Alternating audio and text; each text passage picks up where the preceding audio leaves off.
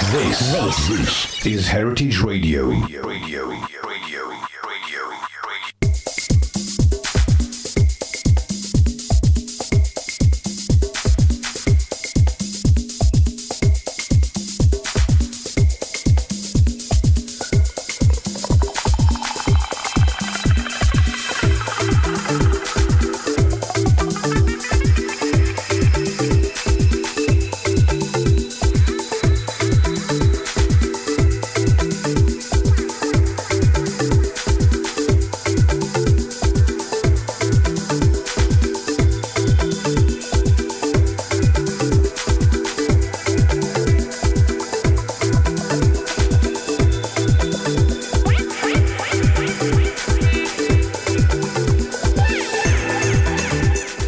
DBK Insta Hack, and we are talking about oh god, alright, let me get my words straight. Right, let me just have a little sip of the old green tea. Yeah, talking about your famous your former idol Russell Brand. Yes, we are talking yes. How the mighty have fallen in your eyes, the unforgivable sin. Yes, if you've just joined us, we're talking about gurus and fake gurus, and basically people that lead us astray, take us away from fact and lead us to fiction, take us away from the righteous path, and do it for some certain reasons. So just to really quickly recap, do you want to recap?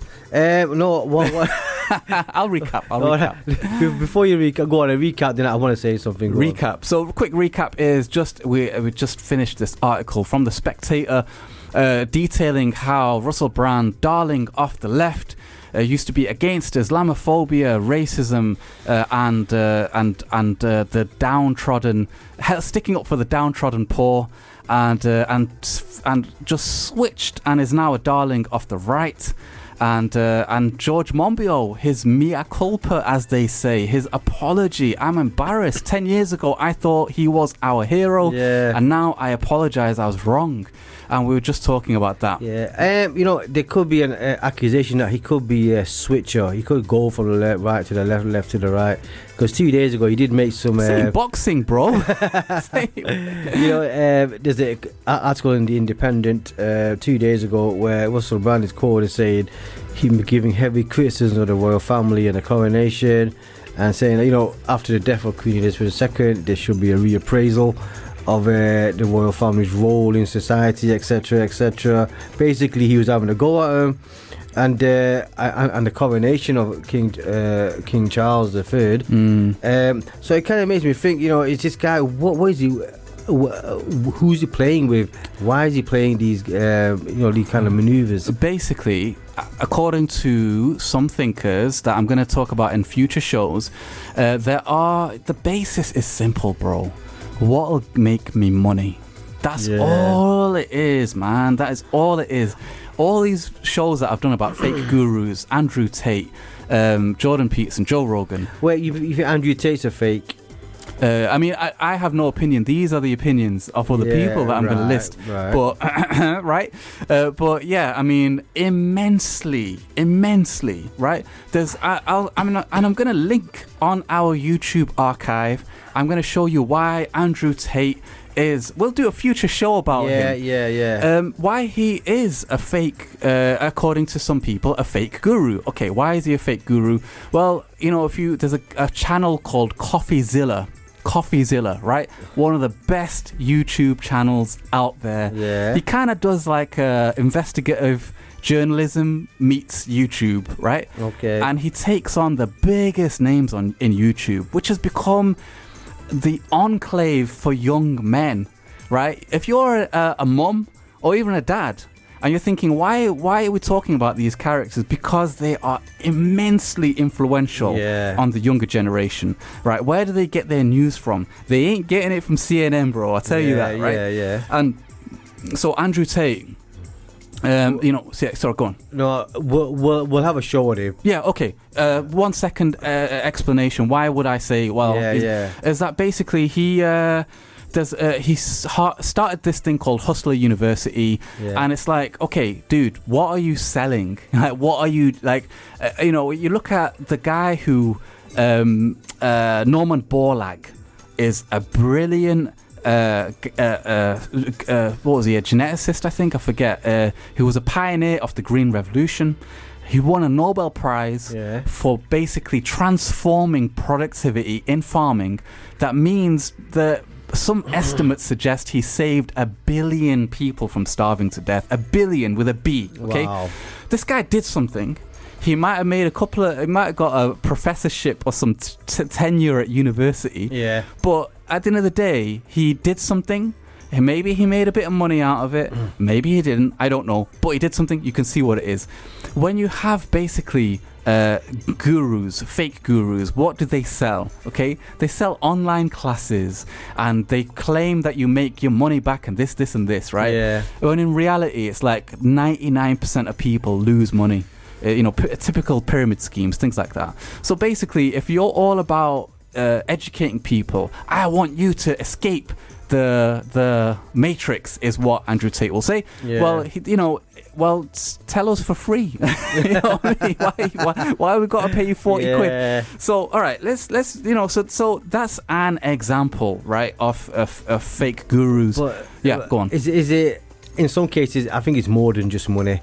I think people like Russell Brand, he's got money, and a lot of these gurus have made a lot of money over the years, and I think it's attracting more. It could be other reasons as well. I think it's they want their place in history. They want more than fame. These people are already famous. No, I don't think so. Because number one, right, there's a great line out of the film Troy. I want what all men want, which is more. More. Yeah. I thought you could say power there, but what do all men crave? It's one word: more. Not all men. Before we get phone calls, let's just say morally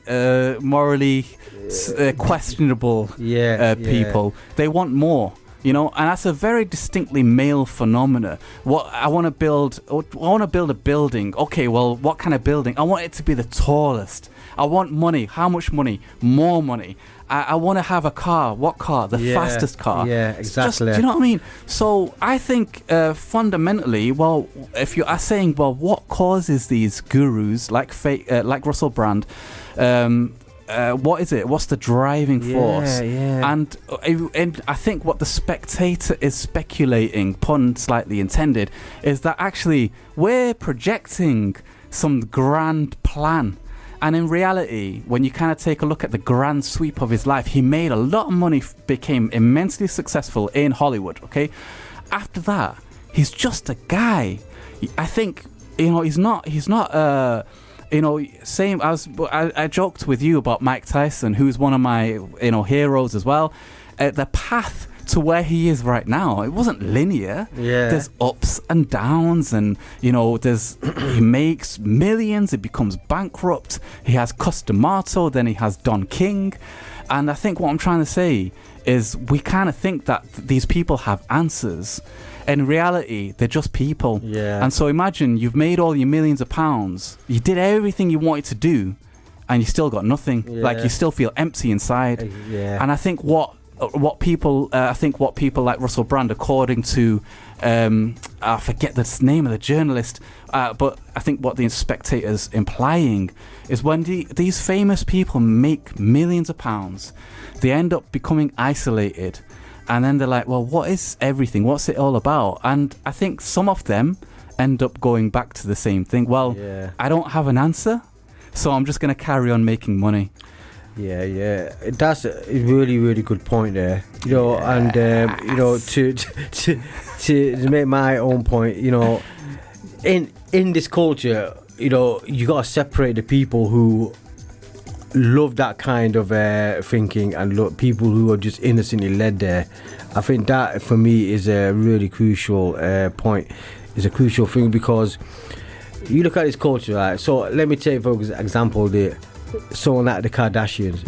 They have a big following of millions, right? And you and I know that they're fake, and millions of people out there listening. We don't think they're fake. We have no opinion. We have no opinion, right? But they're hardly going to win a Nobel Prize for rocket science. Kim Kardashian, if your legal team is listening, We do not have an opinion. Okay. Our minds are as vacuous as yours. Okay, they're not fake, but they represent all the materialistic things in life. Yes. The cars, the clothes, the lifestyle. Would you like to list them all before the watershed? Have a big mansion. Yes. Have your own channel, have your shopping channel, have your perfume. All these things do nothing to enrich your heart and soul. Mm-hmm. They do not lead you to the promised land. In fact, they lead you to a mansion, but then you're going to grow old and die. And so it was all for now. Mm-hmm. So, there are millions of people who follow them. And they want to be like them, and they're not all innocent, little lambs. These people are wolves in sheep's clothing. They want to be like them, and the same with other types of gurus. And for us, we gotta separate the good and the bad. There's good people out there who innocently led. And for instance, we are victims as well. You with Russell Brand, me with Jordan Peterson. We really like these guys. We were attracted to what they were thinking, saying, the way they walked, talked, everything about them. Because it's mainly the whole package. That kind of brings that kind of popularity out. And obviously over time they've changed. They're not what we thought they were. So we have to change our views to fit what we see. Do you understand, bro? But in this bit, let's just stick to we're talking about why I like the sincerity. Like what's called, why do these people have these switch from one side to the other? So what are you saying about that? What I'm saying is, they see, you're giving the reason. I want to know is why they switch. What reason is it? How is it? If you're seeing people like Andrew Tate now switching, they're going down a darker path. You say that Russell Brand's going down a darker path, Jordan Peterson, all these other people who once used our values and morals as a jumping ground, to make themselves popular, and now they're suddenly going down another path, which is, it kind of looks like the opposing path. Totally. All the things that they said once, and now they're kind of changing their tune, changing their tone. So what causes it? If one person did it, fair enough, you can say, yeah, that person is a one, isolated example.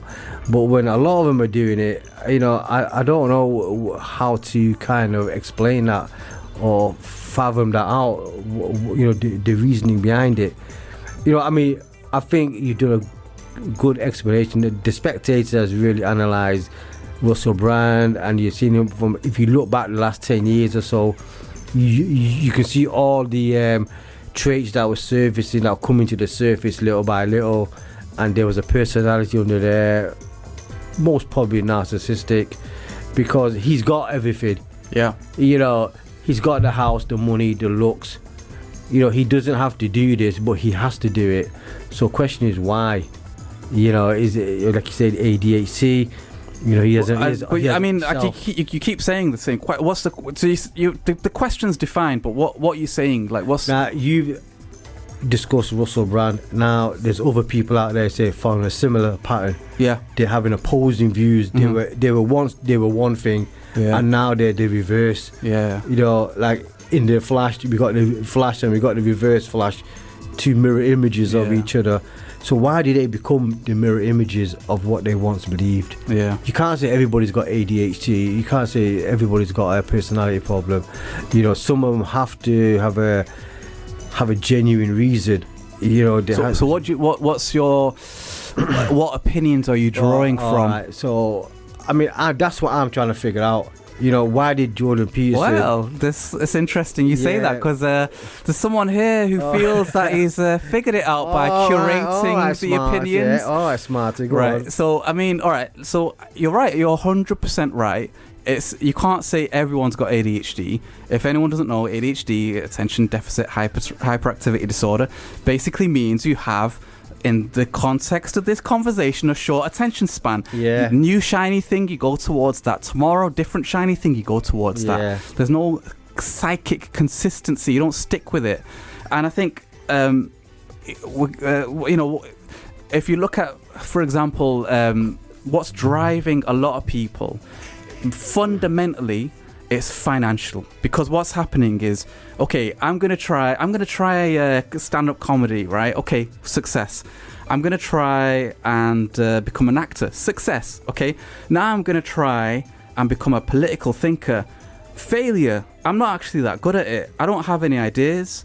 I just wanted to look cool. I wanted to sort of improve my. I wanted to flex intellectually. I wanted to, and now I want to have a different. That's not working for me. Yeah. Okay. Well, what should I do if it's not working? Well, when it's not working, you do what works, and basically you go back to your old thing. And so with Russell Brand, for example, you can see. Very, very strategically, it's not an accident, it's not haphazard.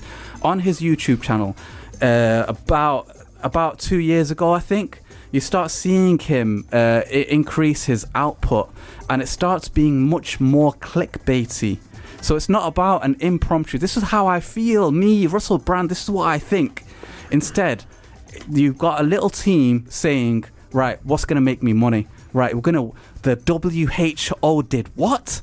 This country did what? You're not going to believe this. It's clickbait. It's so easy. So what is clickbait? Is that drawing... We'll go into that in literally 20 seconds. You're listening to DBK Insa Hack talking about fake gurus and people that lead us astray from the promised land. We're going to be back very soon with more of the same.